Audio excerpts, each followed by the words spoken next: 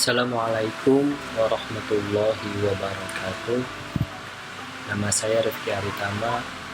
Saya mahasiswa UIN Syarif Hidayatullah Jakarta, program studi Ilmu Al-Quran dan Tafsir. Di sini saya akan mempresentasikan tentang sejarah percetakan dan terjemahan Al-Quran. Dibuatnya presentasi ini guna memenuhi tugas UTS dari mata kuliah Sejarah Al-Quran dengan dosen pengampu Dr. Haji Hasani Ahmad MA. Pembahasan mengenai sejarah terjemah dan percetakan Al-Quran ini dibagi menjadi 6 bab. Yang pertama adalah pengertian terjemah. Kedua, sejarah awal percetakan dan terjemah Al-Quran. Ketiga, metode penerjemah Al-Quran. 4, tujuan menerjemahkan Al-Quran. Kelima, hukum menerjemahkan Al-Quran. Dan keenam, syarat-syarat penerjemah Al-Quran. Baik, kita mulai dari pengertian terjemah. Terjemah secara bahasa memiliki dua arti, secara harfiah dan secara maknawiyah. Secara harfiah, terjemah yaitu mengalihkan lafaz-lafaz dari satu bahasa ke dalam lafaz-lafaz yang serupa dari bahasa lain sedemikian rupa hingga susunan dan tertib bahasa kedua sesuai dengan susunan dan tertib bahasa pertama. Kemudian secara maknawiyah, terjemah yaitu menjelaskan makna pembicaraan dengan bahasa lain tanpa terikat dengan tertib kata-kata bahasa asal atau memperhatikan susunan kalimatnya. Kemudian secara istilah atau secara pengertian, terjemah ialah menyalin atau mengalih bahasakan dari satu bahasa ke bahasa yang lain dengan maksud agar dipahami oleh orang-orang yang tidak memahami bahasa asalnya. Semisal kitab-kitab bahasa Arab yang diterjemahkan ke bahasa Indonesia ataupun sebaliknya. Baiklah, kita mulai kepada topik selanjutnya, yaitu mengenai sejarah awal percetakan. Sebetulnya mengenai informasi percetakan pertama kali ini sangat minim sekali. Namun pada tahun 2004, sarjana-sarjana pengkaji Al-Quran di Netherlands dan Jerman telah menjawab informasi mengenai sejarah awal percetakan Al-Quran. Mayoritas sarjana sepakat bahwa Al-Quran pertama kali dicetak dengan movable types. Movable types itu mesin tik yang ditemukan Johannes Gutenberg pada 1440 Masehi di Jerman oleh Paganini dan Alessandro Pagini 19 Agustus 1538 di Italia. Namun cetakan ini dilarang badan oleh Gereja Katolik lalu dimusnahkan oleh mereka. Tapi ada informasi lain yang mengatakan bahwa Al-Quran cetakan Paganini dan Pagini akan dikirim ke Ottoman Turki. Ketika mereka akan menjual cetakan Al-Qurannya, Kaisar Ottoman tidak menyebutnya dengan baik karena banyak kesalahan di dalamnya, apalagi yang mencetak non-Muslim. Larangan ini berlangsung selama berabad-abad, semenjak 1309 Masehi, hingga akhirnya Al-Quran boleh dicetak dan diedarkan apabila disertai komentar penyangkalan dan kritikan atas kebenaran Al-Quran.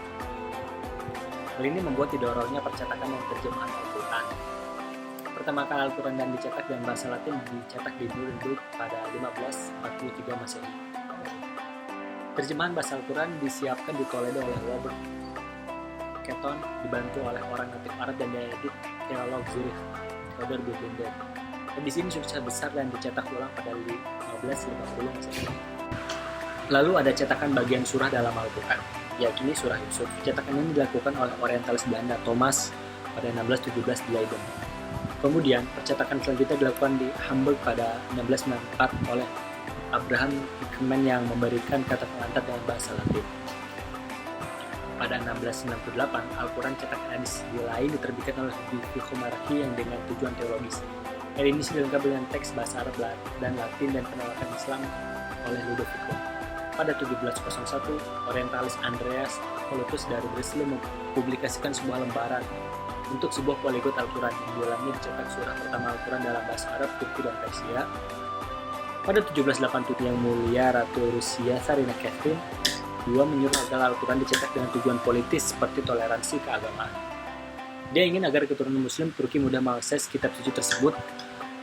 Al-Quran cetakan ini ditahqiq oleh sarjana-sarjana Islam dan diberi kutipan-kutipan keterangan dari kitab-kitab tafsir. Edisi ini dicetak lagi pada 1789, 1790, 1793, 1796, dan 1798. Oleh sebab itu, penerbitan untuk buku-buku didirikan oleh akhir abad pada akhir abad ke-15 di Konstantinopel dan kota-kota lainnya di Imperium Ottoman.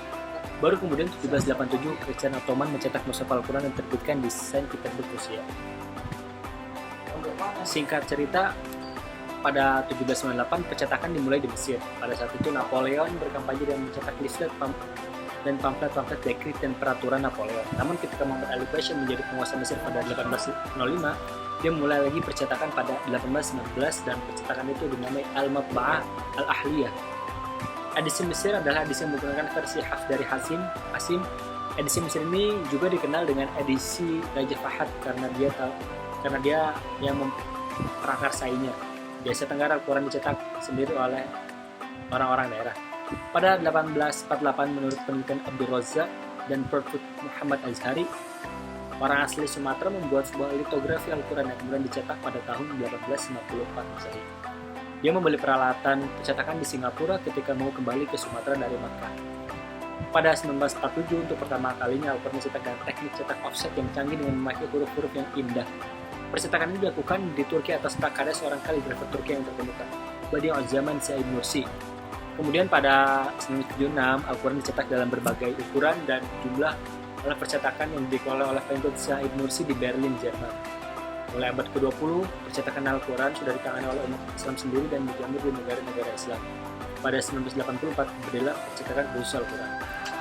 Selanjutnya kita beralih kepada topik selanjutnya, yaitu metode penerjemahan Al-Quran. Menurut Az-Zarqani, dalam penerjemahan Al-Quran itu ada dua metode. Yang pertama dengan terjemahan harfiah. Terjemahan harfiah ini biasa disebut juga dengan lafziah atau musawiyah, yaitu pengalihan bahasa sesuai dengan urutan kata bahasa sumber.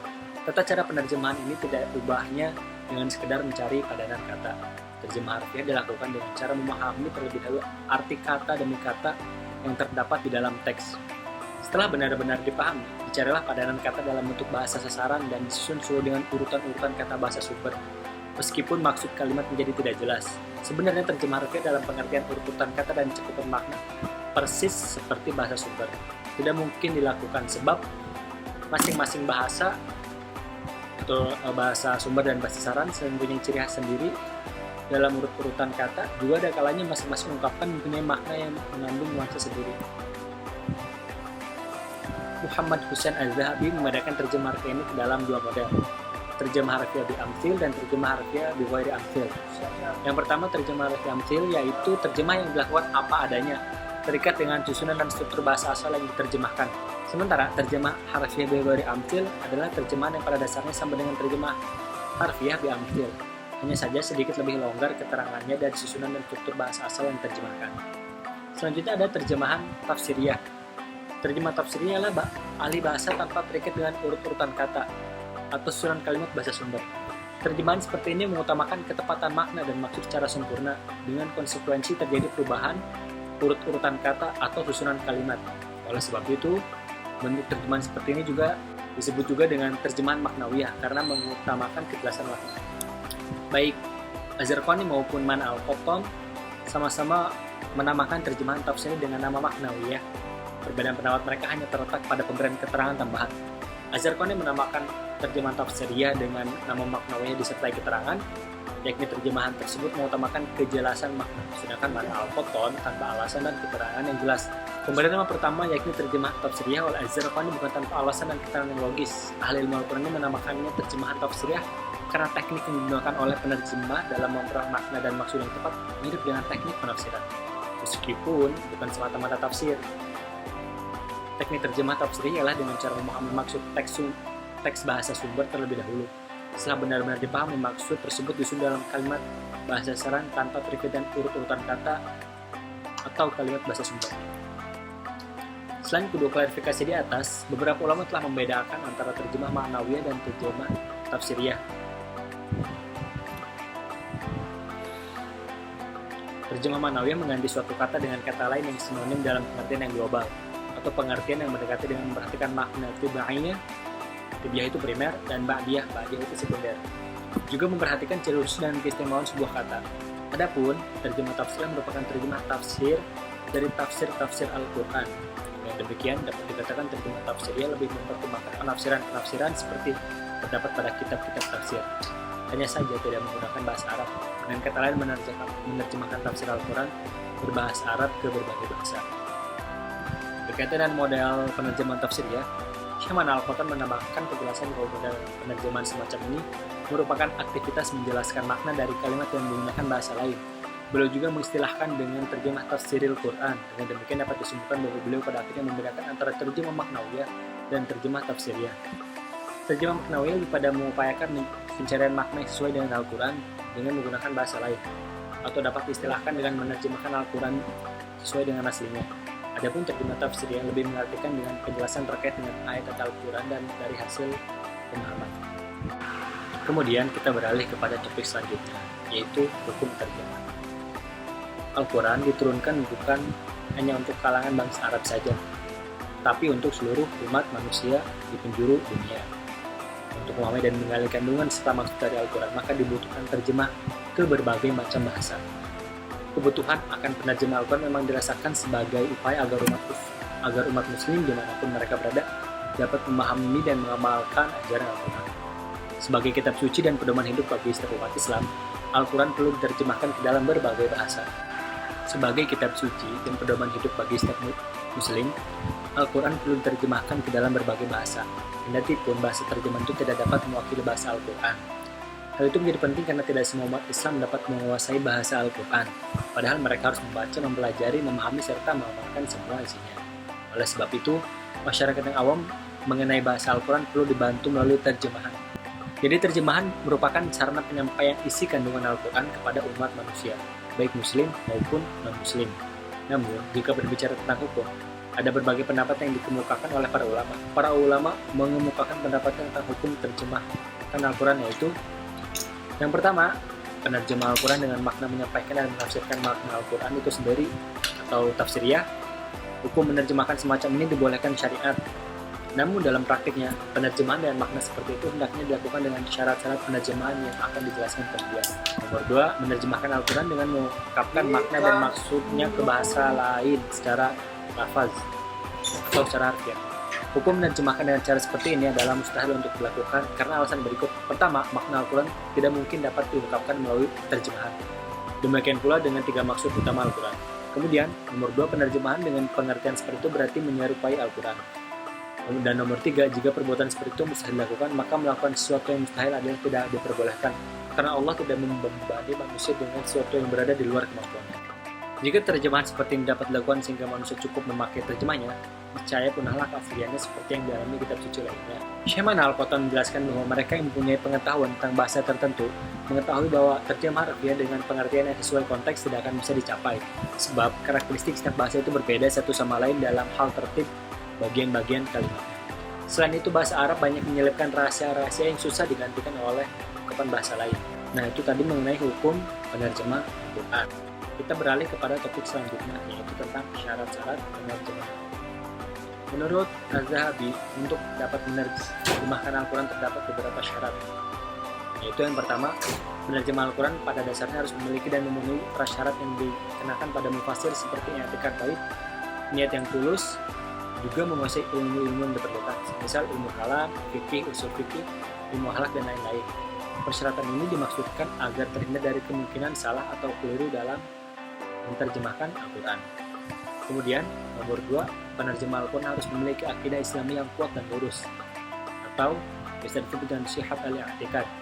Sebab orang yang tidak memiliki akidah Islami yang kuat, pada dasarnya tidak ada perbolehkan untuk menerjemah atau menafsirkan Al-Quran, karena tidak sejalan dengan tujuan utama penurunan Al-Quran itu sendiri, yakni sebagai kitab hidayah atau kitab petunjuk. Jika penerjemahan Al-Quran diserahkan pada orang yang tidak beriman, semisal orientalis, dan tidak berkepentingan dengan pengalaman Al-Quran itu sendiri, mungkin terjemahannya bercampur aduk dengan kesalahan dan kerancuan. Kemudian selanjutnya, yaitu penerjemah harus menguasai dengan baik 2 bahasa yang bersangkutan, yakni bahasa asal yang diterjemahkan. Dalam konteks ini bahasa Al-Quran itu berarti menggunakan bahasa Arab. Jadi penerjemah harus menguasai dengan baik bahasa Arab dan bahasa yang akan diterjemahkan, misal bahasa Indonesia. Apabila hanya menguasai salah satu bahasa saja, tidaklah mungkin dapat melakukan terjemahan dengan sempurna. Kemudian selanjutnya, sebelum menerjemahkan Al-Quran, penerjemah harus lebih dahulu menuliskan ayat-ayat Al-Quran yang hendak diterjemahkan, dan baru kemudian memulai menerjemahkan atau ditafsirkan. Selain dimaksud dengan memudahkan pembaca mengecek maknanya, manakala terdapat keraguan kebenarnya di dalam penerjemahan Al-Quran, juga terutama dalam rangka mempertahankan otentisitas teks Al-Quran yang wahyu Allah itu. Berbeda dengan 3 syarat sebelumnya, syarat ini tampak paling memperoleh perhatian serius dari kalangan mutarjim Al-Quran. Mutarjim itu penerjemah Al-Quran. Hampir semua terjemah Al-Quran ke dalam bahasa asing, tak terkecuali bahasa Indonesia dan bahasa daerah lainnya di Indonesia, selalu menyertakan Al-Quran dengan teks aslinya. Teks aslinya itu teks bahasa Arab ya. Mereka berupaya keras untuk menghindari kemungkinan transliterasi ayat-ayat Al-Quran ke dalam bahasa lain yang kaku walau dalam beberapa ayat, apalagi keseluruhan Al-Quran. Dan terakhir yaitu penerjemah harus menguasai gaya bahasa dan keistimewaan dari kedua bahasa tersebut. Nah, cukup sekian beberapa topik yang saya sampaikan mengenai sejarah terjemah dan percetakan Al-Quran. Jika ada kesalahan itu murni dari saya pribadi, jika ada kebenaran itu mutlak dari Allah Subhanahu wa Ta'ala. Sekian, terima kasih. Assalamualaikum warahmatullahi wabarakatuh.